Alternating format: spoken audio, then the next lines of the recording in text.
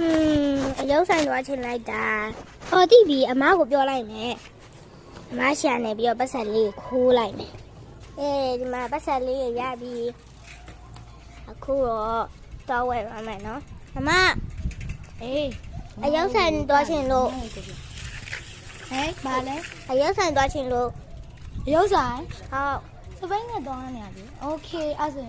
ဟိုအယုတ်ဆိုင်ကအမကိကိနင်းနေဆိုလေဟုတ်တယ်လေသွားမယ်โอเคသွားနေပြီအရင်ဆုံးဆိုင်တွင်းနဲ့ဝင်ပါမယ်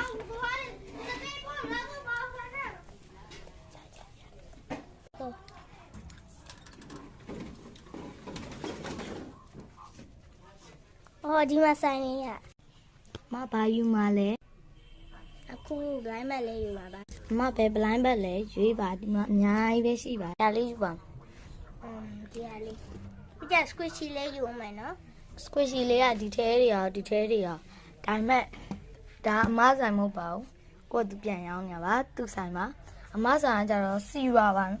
YouTube ထဲမှာစီရွာလို့ရိုက်ရှာလိုက်ပါစကားမဆက်ပြန်စားပါမယ်ဒါလေးယူမှလားမသိဘူးဟုတ်ပြီးကြတော့ဒီ Samuel blind bag လေးblind bag က squishy နော်ဟုတ်ပြီဒါလေးယူမှလားဒါဈေးတန်โอเค blind bag ထဲမှာဆိုရင်ဒါလေးက blind bag ဒါရရှိရဈေးလျှော့ယူမယ်လေဟုတ်အဲ့တော့ဒါလေးပဲလားဘယ်လောက်တော့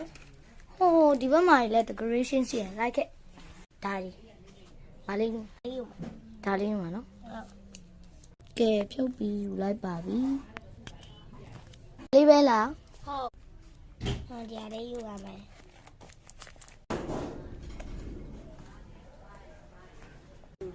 ဆိုင်ရပြန်ပါပြီဒါလေးကကန်ဆယ်မဲလေးပေါက်တာပေါ့နော်အခုစီးလာစပိန်လေးရှိသွားနေရပါမတော့စပိန်စီးနေပါပြီ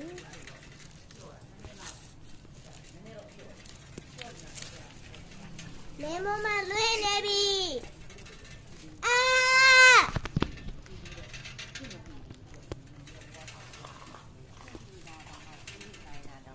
လေဟုတ်ပါပြီဟုတ်ပါပြီဟုတ်ပါပြီဟုတ်ပါပြီဟုတ်ပါပြီဟုတ်ပါပြီရောက်ပါပြီရှင်ရောက်ပါပြီရောက်ပြီရစင်းမယ်နော်